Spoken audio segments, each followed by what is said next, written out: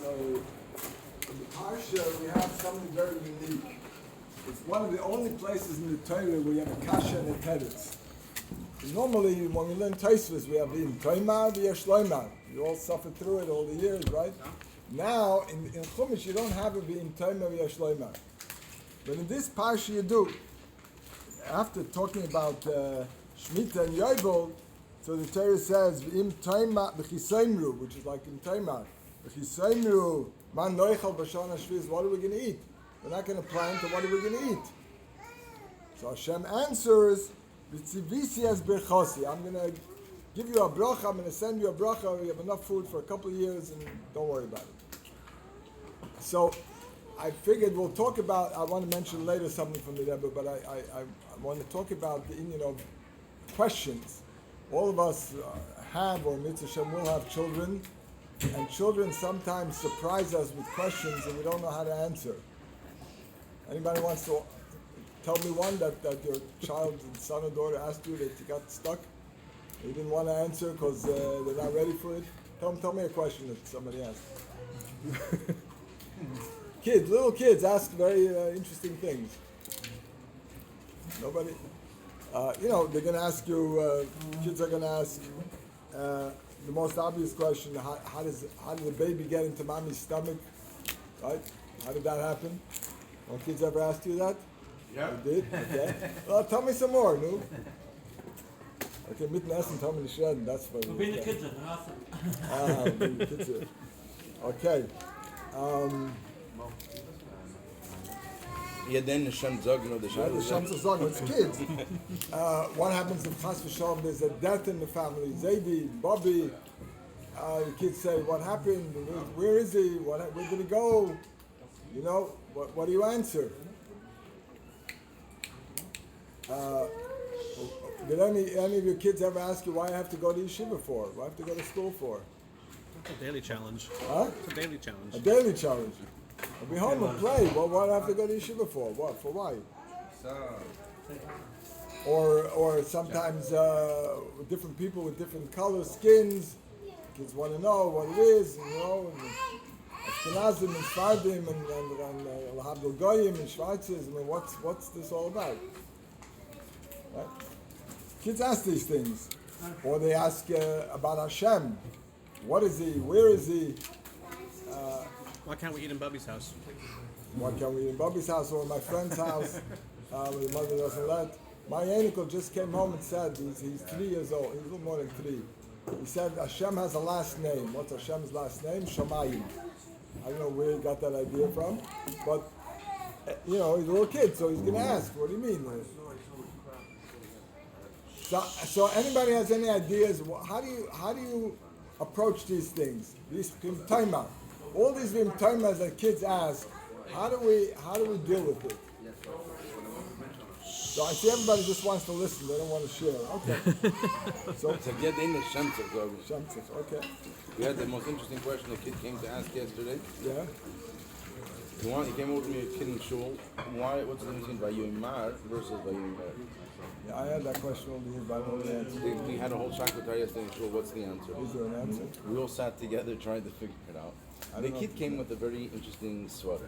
The kid said the svara is, but he said it wasn't something's happening. The Balkeda says that, you see, it's a typical when it's a snachdom, it's always over Yomar. And he said, anytime it's a stark amida, Vayomar, hareini no eskedacha. The end of most are stark in the month after. I'm very proud of the boy for asking this question. But that's really the answer? I'm asking you. I don't know. I've asked also, and I've never found an answer. I don't know what the answer is. I don't know if that rule always works. Yeah, remember. Berkey, you heard it? Okay. Kids ask questions about going to the bathroom. How did it happen? What happened? How does it come? Where does it come from? All these kinds of questions, and there's many more, kids ask, and you don't want to, they're not really ready for the answers, they don't understand the answers. What do?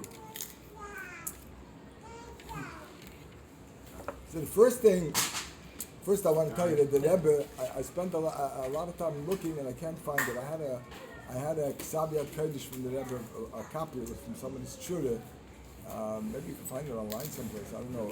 The Rebbe says, but the Rebbe's not talking about children. He's talking about allowing questions to be asked. How important it is in today's day and age that people can ask whatever's on their mind. And that's one of the differences between the Lubavitcher Yeshiva or Beis Rivka's and Menachem, or any of those, as opposed to in other yeshivas and in Beis Yaakov's. It's still not accepted to ask questions. You're not supposed to ask such a question. You're not supposed to ask questions about God. You're not supposed to just accept everything with Kabbalah soil, and that's it. Emunah pshuta. But today you need to allow, especially teenagers, but even younger kids, to ask. It's very important. You have to ask. Not always you can answer. The Rabbi used to make fun, I think. I don't remember exactly, but I think it was the Rebbe said when it says Vayashkim Avram Baboker. So Vayashkim means he says my Malamed touched it's a gefedert. None of us knew what's this gefedert. I don't even know it's gefedert. It's a word. Huh? Like a dog when he gets wet? I don't know. The Rebbe said he didn't know what it was. But whatever questions you asked the Malamed in those days, what would they say? When's wen älter, wirst du verstehen, right? When you get older, you'll understand. That was the standard answer that the Malamdim always gave us. It doesn't work anymore today. You can't say that to kids anymore. You gotta say something, and you can't say something that's not true. That's very dangerous today. You can Google it. Because very soon, very quickly, they're going to find out you lied to them, and you lose your trust. I just want to mention what the Rebbe says in connection with that. The Rebbe asks the question. Rashi says by the Chisoim Ruman Noichal. Rashi says that the question is about Shemitah. You have to stop planting already in the middle of the year, the 6th year, and then the 7th year, and nothing grew. So what are you going to eat? You have 3 years to play with. Why doesn't Rashi say the bigger question, Yovel? You have Shemitah, which is the 49th year, and then you have Yovel, the 50th year, then you're really in trouble. All these years. And the Rebbe says that a yid has a mun in the Eibishter. He doesn't deal, and the Eibishter says, "V'tzivisis b'chosi," you believe it, you accept it. That's not a question. No, people are not questioning, could the Eibishter do it? Is he going to do it? He says he's going to do it. He's going to do it. The question is only, how is it exactly going to happen? Am I going to have more? It's going to grow more, or it'll grow later, or go faster? What exactly is going to happen? How am I getting the bracha? But the etzem meaning that we trust Hashem. He said the tzivisi is bechosi. I have no doubt I'm going to get the bracha. How exactly? That's what I want to know. What kind of cup do I need to make for it? Such a cup or a paper cup? I have to know what kind of bracha is coming.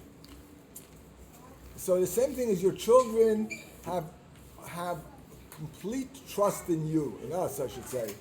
Our children have complete trust in us. And if we tell them an answer, what we used to do years ago, and you just make up a story, I bought the baby in the supermarket. Where did you get the baby come from? I picked it up in the supermarket. The child will very shortly find out that's not exactly what happened.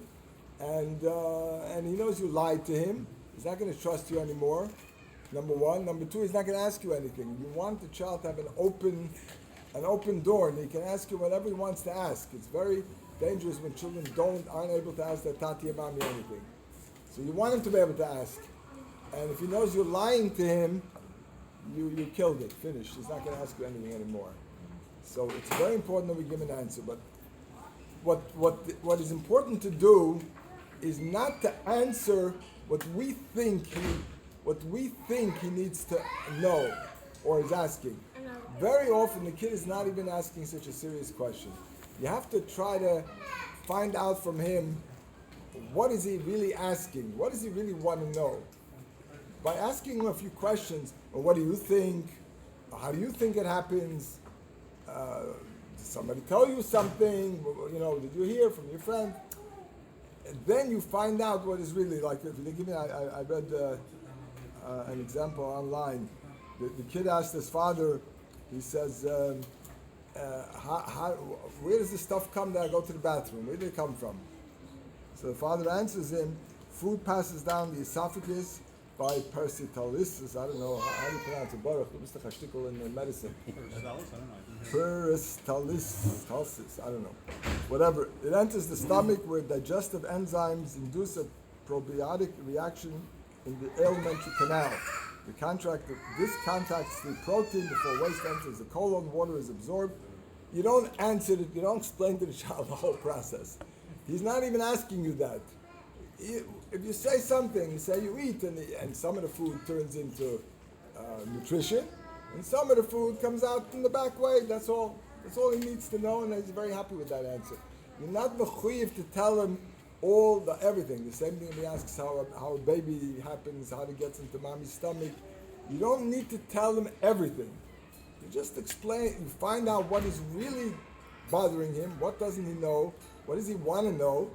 And you tell him just enough to, very often, one of the things that I know kids are concerned with is if chas v'shalom there's a tragedy happens, somebody dies or some other, even if they're not in their family, they hear about it. So kids become very worried that if they can't sleep, maybe it's going to happen to my mommy, my tati, to me. They get very scared. They're very frightened. And what you have to do is calm him down, reassure him that it, first of all, doesn't happen. They should be talking. They should take care of us. It happened with that person because whatever reason the person was sick already or whatever. You have to calm the person down. The children are I see this in Shiva over all the years. Children can have, especially if, let's say if a child in their class passed away, they get very frightened. They really get very frightened. Or the friend's parent or grandparent even, they get very frightened, and you really have to, but you can't right away shut him up. You need to let him express what he's worried about, because if you just stop him, the question stays by him, and it bothers him, You have to let him voice it, and it might not happen. A child doesn't voice the whole concern all in one day. You might say a little on Monday, and a little bit on Tuesday, and a little bit on Wednesday. That's the way it works. Until they get it all out of their system, and you have to let them get it. You have to help them get it out of their system. Otherwise, it comes back to haunt them in later time, even years later. It's very important to get it, or to grieve. Somebody has to show them the child is grieving has to grieve for something. You have to be very reassuring. Okay, so also there's nothing wrong with showing the child that you're also very upset. Chas v'shalom, somebody passes away, for example, in your family, like Elenu, and there's nothing wrong if you also cry. The child sees, there's nothing wrong if he sees that also his tati and mommy are, even though he looks up to them for support, but when he sees, I was in Eretz Yisrael, I happened to be there at the time when, you remember when they were killed in the car accident, Laser Roxon's in-laws, what's their name? Scheinfeld? What? Scheinfeld? Yeah. So there was a kid who was in the bungalow. I visited at that time. There was in the Sifta in Bnei Brak. So I went to visit it, and the mashgiach saw that I had two talmidim over there, and I was schmoozing with them. So he saw that I had a kesher with that bacher. Then that happened. That bacher was in the bungalow colony with them all many years, and got very close to them, and he was devastated. He was devastated when he heard the story. And in the yeshiva, they tried to make him feel better. Nothing worked. So somehow the guy got a hold of my cell phone. I was, running around Eretz Yisrael. That was the mashgiach or the yeshiva, I don't remember, called me, and he asked me, maybe I could talk with this bacher. Nothing works. What should they do? I was in Yerushalayim. They were in Bnei Brak. I said, sure. So put him on the bus. Send him to me. I'm gonna pick him up from the bus station. I'll take him to my parents were there, also staying in a hotel. There was a simcha, an amical with my parents. So I picked him up, and we sat down in the hotel lounge. And what did I do? I also cried. this very terrible thing that happened, and he felt better. Just from the fact that he was validated, he saw that it hurts me, it hurts you too. Sometimes that's all that he was a bacher, not a child. He was a teenager. Sometimes that's all they need. It depends. You have to determine the situation, but there's nothing wrong with showing him that you're also very upset. You don't have to be the big macho, I have nothing, no problem, nothing to worry about, everything is good. No, nothing is wrong. There's nothing wrong with showing that there is something that's troubling you as well as him. But you do need to answer him matter-of-factly. If he sees that you're all what to say and how to say it, and then he gets it. You gotta make it kilo. It's no big deal. Whatever kasha he asks, you tell him an answer, he accepts it. If you start hemming and hawing and you're nervous and you don't know, children pick it up. They pick it up right away. So you're turning colors and you know what to say.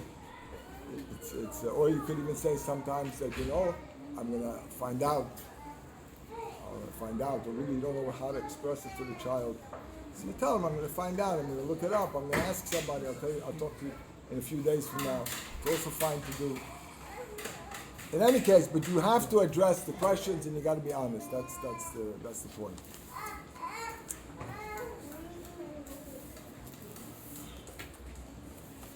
Another thing that is connected maybe with this week's parsha is the parsha begins with the Har Sinai.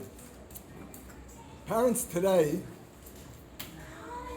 are very have a fear of telling my child what to do. First of all, what right do I have to tell him? Beinoni. He's not my property. I can't. Who said I can tell him what to do? And second of all, parents are very afraid. Chas v'shalom, I'm going to be overly strict with him. I'm going to make him go to bed at a decent hour. Then maybe he's going to grow up to be in Bechal Shabbos. Or maybe he's going to be on drugs.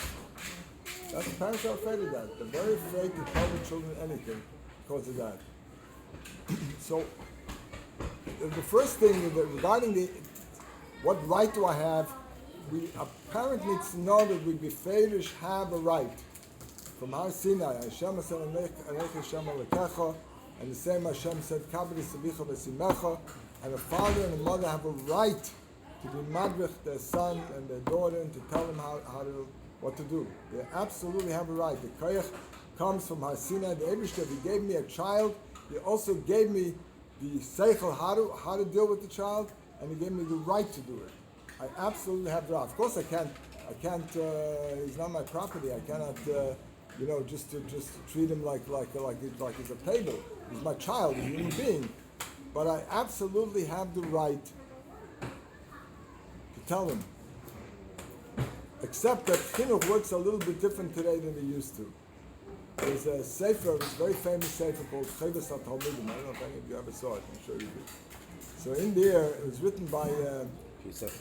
How do you pronounce that? Piasetzner. Yes, Setzner Rebbe was in Varsha, in the ghetto. He was killed in the Holocaust also. So he has in that sefer, he has a letter. I think it's called Michtav al-Ha'irim or Geras al-Ha'irim or something like that. And he writes, and this was 80 years ago, that Chinuch today is not like he used to be. He's a Chassidish Rebbe. He's a little bit. He's very conservative, let's say, right? Still, he writes a very interesting nekuda. He writes that. Eish Kodesh, huh? He's saying that they know it as the Eish Kodesh. Yeah, Eish Kodesh. The Weinberger has that shul called Eish Kodesh. He writes like this. He says it used to be that the father or the mother or the Rebbe, Mashgiach, whatever, could be mechanech a child. Today you can't. Can't do that anymore. But then, how does it work? The child needs to be mechanech himself. What does that mean? You're telling your son that he needs to be mechanech himself. When he's a little bit older, I'm not talking about a 3-4-year-old. When he's a teenager, the bacher, or even a little younger, today he keeps going down every year. But hayos that you want to be mechanech yourself, but you don't know what's right and what's wrong because you're young, you never learned it yet. I'm gonna tell you what's right and what's wrong, and then you are gonna be mechanech yourself. Not I'm mechanech you. I'm not telling you anything. That doesn't work today, he says. You just are explaining to him that hayos he doesn't know what's right and what's wrong. So you're gonna tell him. You're gonna tell him what it says in the Sfarim. You're gonna tell him what it says in Shulchan Aruch. You're gonna tell him what it says in Tanya. And after he knows, he needs to be mechanech himself. This was written 80 years ago. 80 years ago in Varsha. And already then he says you cannot do it like we used to do it. He brings a very interesting thing. He brings from the Alter Rebbe in the Siddur. Alter Rebbe is the Siddur, what is it called? Siddur Dach. Siddur Dach. Thank you. Siddur Dach. So I think it's by Yikum Purkan or by Nishmas. I don't remember where. By Nishmas, I think. So the Alter Rebbe writes. So he elaborates on it. He says, we see a kid. The kid is wild. He's wild. He's uncooperative. He doesn't behave. He doesn't listen. So I'm more concerned. He says the Alter Rebbe says. We know that in Chassidus oftentimes the Rav Tzvi is b'keich Shiur. A child, he says, is like a grape. A grape, when it's boisal, before it grows into a sweet fruit, is bitter. And if you can take a fruit that's halfway ripe and you expect it to be ripe and sweet and delicious, it's not, because it needs to grow. When a child is like that as well, you can't expect a little kid or even a big kid to be already sweet. He has to grow up. He has to develop into a good person. He quotes the Alter Rebbe. I'm almost sure it's in Nishmas. I don't remember at the moment. He quotes the Alter Rebbe. The Alter Rebbe says you cannot. Adarabah, the Alter Rebbe says, if he is wild now and he's very energetic and very aggressive and very full of life now, that's a good thing, Alter Rebbe says. But that means when he's going to grow older and he's going to understand the right thing to do, he's going to use all his extra energy to do the right thing. A guy who's fashlofen, so when he understands what's right, he also doesn't do anything. He's fashlofen, right? But if he's a guy, he's a chaverman, and he has a lot of energy and a lot of oomph and a lot of so then when he finally wants to do the right thing and he gets older, you have in this week's Pirkei Avos you have a couple of definitions that people if we look in the dictionary you get a different translation for the word Pirkei Avos. There are 4 definitions. What's a chacham, a gibar, an oshir, and a mechubar, right? So the Tana says a chacham is not somebody who knows a lot. A chacham is somebody who's interested in learning more. And the oshir is not somebody who has a lot, because we know people who have a lot, they always want more. So they're never really satisfied. So it's not oshir. Oshir means a chabal, so I have everything I need. And oshir is someone who's sameach b'chelkai. So I'm rich. I have everything I need. A gibar, a mechubad, and so on. A gibar, it says, "Zeu gibar hakovesh es yitzray." That I can beat you up doesn't make me a gibar. A gibar is somebody who is able to conquer his yetzer hara. And you have the famous word from Baal Shem Tov. I think the Rabbi brings it also in the Sichos. It doesn't say he destroys his enemy. It says hakovesh. The big difference between kovesh and destroying the enemy. Destroy the enemy, you killed him, finished, he's dead. Kovesh means you're conquering him, you have him, he's your prisoner now. You're taking the yetzer hara has good things about it, right? The yetzer hara has the energy, has a very strong desire to do an avera. That strong desire is a good thing if you can transform it into a desire to do a mitzvah. If you can take that chayis that the yetzer hara has, that Rav Tzvi is b'keich Shiur, and transform it into kedusha, Now use that to want to learn Torah, to want to do kind mitzvahs, to want to do my friend a Torah, to want to go out and help somebody. Then, if you kovish is Yitzhak, not destroying the Yetzer Hara, kovish the Yetzer Hara, you conquer him, so then you have that extra koyach, and you, Baal Shem Tov says that there's a, I think it's brought down also when the Rebbe brings it, but there's a sefer called Baal Shem Tov al Torah. I don't know if you ever saw it. I'm sure you did. So it's a likud from, I don't know who made it. Baal Shem Tov never wrote in his Sfarim, but it's a likud. So he brings this word over there. Ezeu Gibar HaKoivesh is Yisrael. Not he destroys, he conquers it. He uses the Yetzer Hara's stamina and chayis and ava and the love for shtusim. He uses for kedusha. Tied to about Shuvah, right? About tshuva, but we're all about tshuva in that sense. I mean, even if you grew up from, we all have a lot of things that we need to fix No, up. I'm saying that's the type of about Shuvah. Why is the Dainis not still Kazaki? Because he uses the energy that was then. Exactly. That's why about tshuva is, no, but that's a little bit different. Why about tshuva is greater than a tzaddik is because a little bit different. Because he was far, he felt far. So when you feel far, you have a strong desire to come close. That's the cheliyata. I'm not talking about that exactly. I'm saying that guy who has a big Yetzer Hara and he does crazy things. But all that, if you can transform all that into kedusha, it's a good deal. It's a little bit different than the Kudah.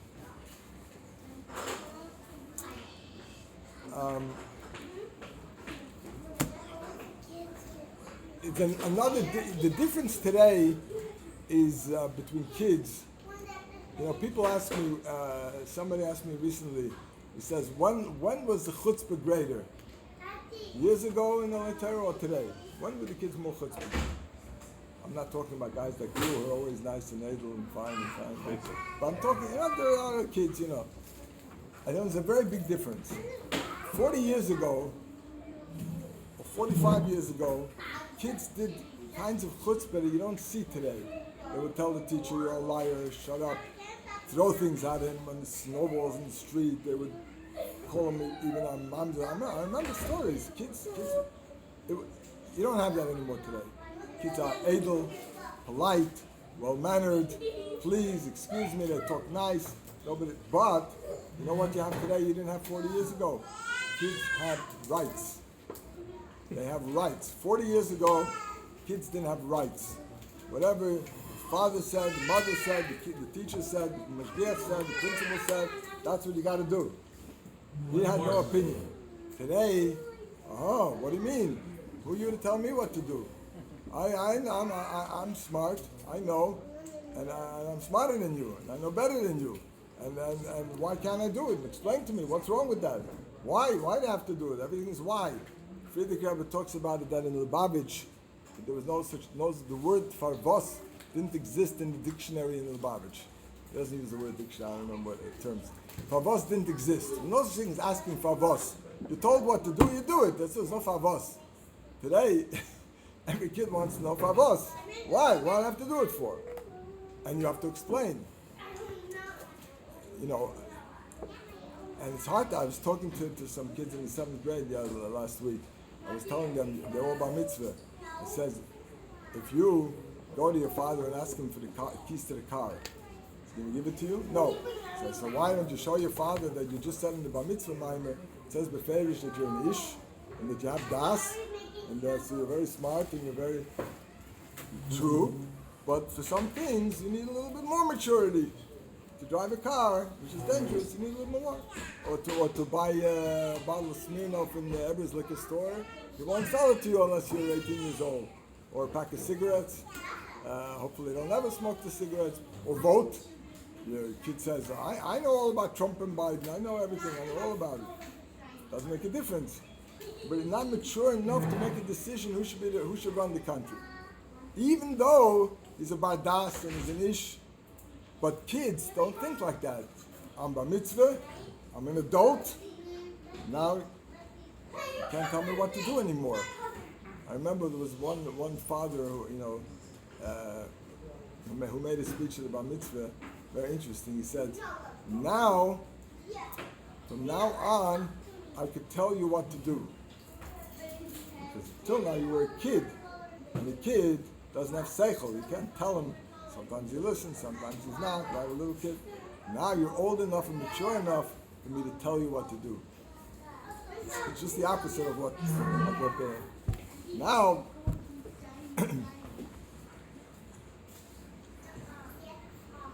You have in the you mentioned Har Sinai. You have the Aseret Adibris. Aseret Adibris. I said it sometimes at a bar mitzvah. So you have, it says, one of the Aseret Adibris is about Shabbos. So it says, B'Shalach Yisrael. It says like this. Zoches Yom HaShabbos L'Katshe. Yom HaShvi Shabbos L'Shem Malkecha. Lo Yisasa Kol Malacha. Who shouldn't do Malacha? We say it by Kiddush every Shabbos. So yesterday we said it. So we know it. Ato, Bincha, Bitecha, Abdecha, Amoscha. We're talking about Goyshe Ebed, Goyshe Amo, Ubehemtecha, Igerecha. 7 kinds of people. Who's missing from the list? Again, Ato, Bincha, Bitecha, Abdecha, Amoscha, Ubehemtecha, Gerecha. Who's missing? The wife. Why is the wife missing? Torah says she's not missing. She's the Ato. The Torah doesn't talk only to men. Torah talks to ladies also. Ato means you. You is a man. You is a woman. Who's the Soim Kain? Who's Bincha B'techa? Kids under Bar Mitzvah. That's what Rashi says. Bincha B'techa Elu Ktanim. The Torah can't talk to Ktanim.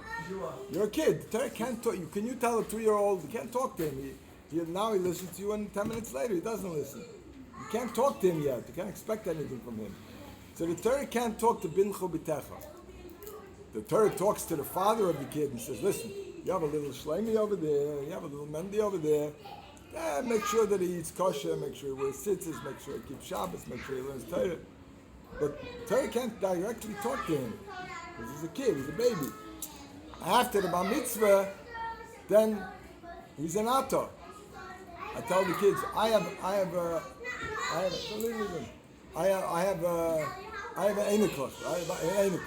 My einikel is bar mitzvah. So my einikel is not my bincha. He's an ato. My son is an ato, and I'm an ato. The Torah talks to us the same, to an old man and to a young kid if he's bar mitzvah, but only if he's bar mitzvah. Before bar mitzvah, he's not mature enough to talk to be told anything. Because he's not responsible yet. So that's our job, and we certainly have the right. The Eibishter gave us that right by Har Sinai, that we have the right to tell children what to do. Not in a bossy way, not in a you listen, why do you have to do it? Because I told you so. That doesn't work today so much anymore. That used to work. Your father used to tell you, you probably still don't like that today. But today, if you tell a kid, because I told you so, it's not such a good idea. You have to, you could maybe not everything has to be explained. You could tell them, I can explain it to you right now, explain it to you later, next year, whatever. But you have to say it in a firm way, and not in a bossy way. Kids resent it very much when you boss them around because their own identity is you can't boss them around, but you could tell them what to do, and there's nothing wrong with it. Adrabah, you're mechuyev to do it. What about discipline? What about discipline like a patch or this? So you have to be very careful today. Patch doesn't go very far either today. Very little kids, maybe a little patch. Kids, it doesn't work anymore today. The emes is that I saw in a Chinuch book, a very interesting word. He says like this. He says, it used to be Melamdim would get patch, or they would embarrass the kid, right? I was sitting next to there's a guy who writes a book. His name is he was on the Living Torah. He's in his 80s. The Hirsh Judaism for Idiots. His name is. The Rabbi called him many years ago, sent him to Orient. He's in Hawaii. You know the name of the guy. And I was in the airport sitting next to him. We were both delayed for a flight. He's about 85 years old. And so we're talking about the fact that today Bachrim have a difficulty with the text of the Gemara. So he tells me, he says, he says, it's also by us, he says, if I would give the same test, he teaches Smicha over there in YU. Smicha and Lahavdil biology. Something like that. So he says, if I would give the same Smicha test that I gave 25 years ago, everybody would fail. So I said, why is it? He says, why? Because when I was a kid in Europe, if I didn't know the place, if I didn't know how to touch the Gemara, my Malamed said, du bist a Pferd, du bist a Goylem, a Behemoth. I knew it, I had to have the place. Today you can't do that. Today we got to say, yeah, you tried your best, it's pretty good for your age, for your... It's Hashem, you'll be older, you'll know. He says, so that's what happens. Today you can't do that anymore. Today, not only don't we give petch anymore, we don't embarrass kids anymore. No Rebbe will ever embarrass a kid. Not only not embarrass him, but even saying something like, why didn't you do your homework in public is also questionable. You can't rebuke him in public for not doing his homework. Not bad, you didn't call him a goylem. You just said, you didn't say you're lazy good for nothing. You just said, why didn't you do your work? Privately, quietly. You got to talk to the kids with respect. But you have to be firm and demanding. I have an Adam, his name is Shmuley Naparstik. He lives in Jackson, near Lakewood, the Shliach over there. So his Zaydu is Rabbi Moshe Naparstik from Kfar Chabad, if any of you were ever there. He sells a Sregim also, but he was Mashpia in the Yeshiva. He didn't Kfar Chabad. So he was once by the Rebbe in Yechidus, and he talked to the Rebbe about his Esregim, nothing about down Holland Yeshiva, but there was an issue, and the Yeshiva had made a decision down Holland, he was there, that they would expel a certain Bocher. I don't know what he did wrong.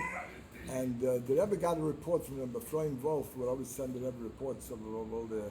So the Rebbe knew what was going on there.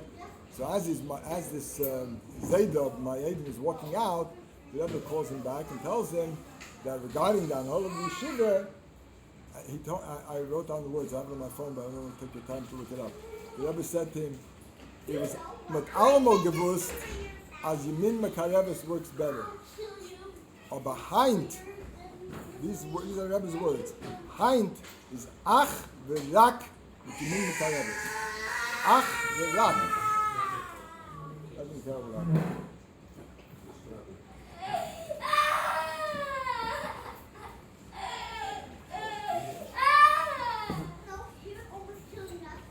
Almost killing myself. Ach v'rak, those are very strong words. Ach v'rak, you mean Mekareves, therefore you shouldn't throw the Bacher out of Yeshiva. Ach v'rak. Because today, you have to, it says always, you mean Mekareves is smell deicha. Today, the mean Mekareves works much better. Praise, recognition for something they did. But discipline has to be. These people who say today, there's what they call unconditional love. Unconditional love is not right. In today's society, it's a woke society, and you gotta. It's wrong. We need to tell children what's right and what's wrong. You can't let them just do what they want. But it doesn't have to be with pets. It can be privileges that you can take away. You have different things you can do. You can make sure he goes to bed earlier. Don't take him along when you go somewhere. There's things you can do, or reward in various ways.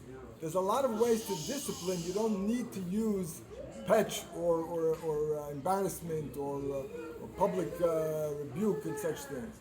There's things you can do. There's other things you can do. Obviously, to every situation is a yotzim and a klal. And if there are problems, somebody has a problem, nothing works with his children. So he has to seek advice, and sometimes you need professional advice, and sometimes you need other techniques and methods. But Ba'ifin Kloli, you need to tell your children what's right and what's wrong. It's our responsibility. We have the responsibility to tell them and to enforce it, but in a proper way.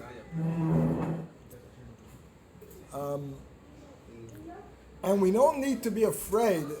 I started off with this, but I didn't end off with that. Many parents are afraid. If I'm going to discipline my son, I'm going to tell him, make sure that he goes to bed early so he can get up in the morning early. So then he's going to grow up to be on drugs. It's not true. It's just the opposite. It isn't true. I've seen many children, many parents over the years. It's not true. If you do it in the of course, if you do it in the way that kids who leave yeshiva because they were mistreated, they leave their home. I was talking to a few months ago to a shliach. Told me a very interesting story. He says there was a guy who moved into his area. I don't want to mention the shliach's name. Moved into his area and calls him up. The guy was like 50 years old. He was a psychiatrist, and he moves into the area, and he calls the shliach to kasher his home, his kitchen. Okay, so the guy goes there with his blowtorch, whatever tools you need to kasher, and he asks the guy, what's the story? He's 50 years old. What happened until today? Tell me how you got here. Nothing. I just want to have a kosher kitchen. Okay. So then the guy's kashering. So he said he came. There was a certain material. One of the counters was made of a certain material that he didn't know if you could kasher it. Depending on the ceramic and I don't know all the which materials you can kasher, which one you can't. So he told the guy, I have to stop here. I have to go home. I have to contact the Rabbi or look it up and find out if I'm able to kasher this. So the guy says, what do you mean? Oh, so you're a yeshiva bacher. So tell me, how do you get from point A to point B? What happened over here? So he tells him the story that he lived in a certain yeshiva and he was abused as a kid, and he went to the whole of the yeshiva, and it was many years ago. He's already 50 years old, and they just pushed him away, and they said, man, and he went back later on, a few years later, and again they didn't want to listen to him. So, and he was suffering, and eventually he decided, I'm going to I went to a psychiatrist and psychologist, and it didn't help. So he decided, I'm going to become a psychiatrist, maybe I can help myself. He became one. He was from a Yid. He had a wife and 2 kids, 2 daughters, and then he decided to give up Yiddishkeit. That's how the yeshiva could act. That's how they don't care about me, then I'm going to leave it. So he divorced his wife and his daughters, and then he left them, and he married a shiksa. So the shliach says to him, so if you married a shiksa, so what's going to help? I'm going to kasher your kitchen. She's going to be matrifid with bishul akum. She'll make the whole thing treif again. What's going to help I kasher it? So he said, I'm a Talmud Chacham. I know how to do it. It shouldn't be bishul akum. I'll put on the fire and I'm going to do it. What do you think? I'm in the yeshiva. I have smicha. I know how to do these things. So he said, if you're so why do you want if you're married to shiksa, why do you want your kitchen kosher for? If you don't care about Yiddishkeit. So he said, I'll tell you what it is. I have 2 daughters that are frum. And they come visit me. They won't come if I don't have a kosher kitchen. They won't come to my house. They won't eat by me. They won't come with me. So I need to have a kosher kitchen. So please kasher my kitchen for me. But I don't care. But the point is, because he was mistreated in yeshiva, and he left. And that happened many times. There was kids who were beat up in school or by parents, and they left Yiddishkeit because of that. Because they identified it, if you ever listen to Beryl Wine's tapes, he's a big misnagid, but anyway, he has a good line that I like. He says, don't judge Judaism by Jews.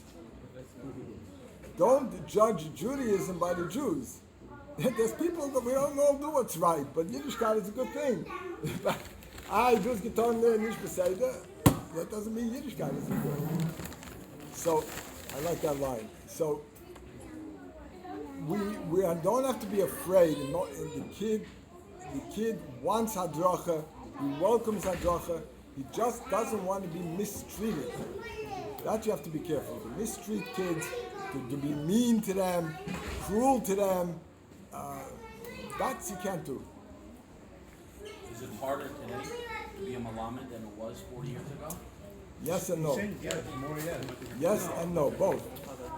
It's harder because if 40 years ago you would say, everybody put his finger, listen in, if you don't listen, I'm gonna do, I don't know what I'm gonna do. You have a ruler and they give you over there, you know, and you can't do it anymore. But on the other hand, the kids are more respectful, they listen, they don't answer back. Now. They're more respectful? No, you can't say certain things. They don't answer you back like they used to.